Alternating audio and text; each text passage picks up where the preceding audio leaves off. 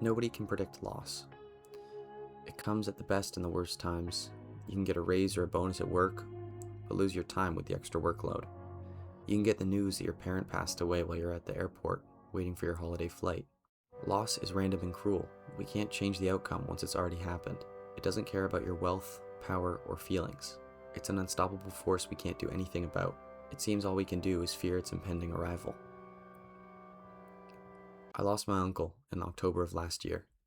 I got the news of him passing a week after my 19th birthday. All I have left of him is a voicemail he left me a few months before he died, and some childhood photos. Nothing I do can change the fact that he's gone. The day I got the news of his passing, I packed my things and drove to my grandparents' house. It's a 7-hour trip and I cried for most of the drive, and after a little while my cries turned to screams. I found myself shouting at the steering wheel. All I could say was that I was sorry that I wasn't there and that I didn't visit him as much as I could have. The only things that left my mouth were apologies. He wasn't given a fair shot at life as an Asian man in 20th century Canada. He made a few bad decisions that led him down a path that left him waiting at the dead end. I feel such intense sorrow and regret for the way he lived and died.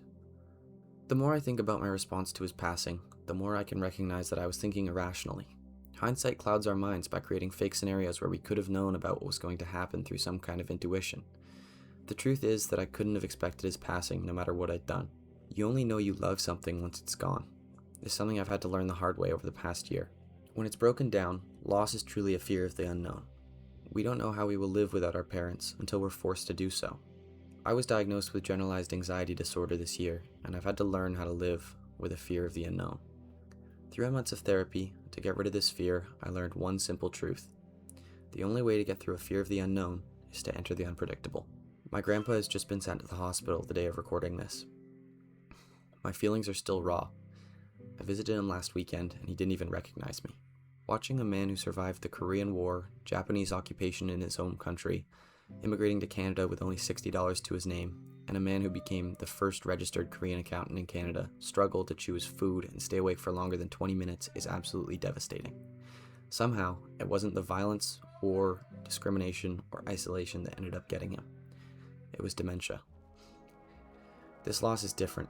I'm aware of what I feel today. Once again, I'm entering an unknown. I don't know how my grandma will fare without her husband at her side, and I don't know how my dad will cope with the loss of his father, and I don't know how I will continue without my grandfather. However, I've grown and gained a new understanding of how to get through this pain. At the start of this video, I stated that loss is random and cruel. We can't stop it or change the outcome once it's happened. I still believe this idea to be true, but I believe there is something that must be added to the end of the statement. Loss is random and cruel. We can't stop it or change the outcome once it's happened, but the more we lose, the better we are at letting go. This doesn't change the fact that we should hold on to things that we love with all of our being, or that we can feel immense sadness when we lose the things we love. It just means that we get better at losing the more we experience loss. I'm not ready to let go of my grandpa yet, but I can't change the outcome and I can't go back in time to make more out of the time I had with him. All I can do is remain.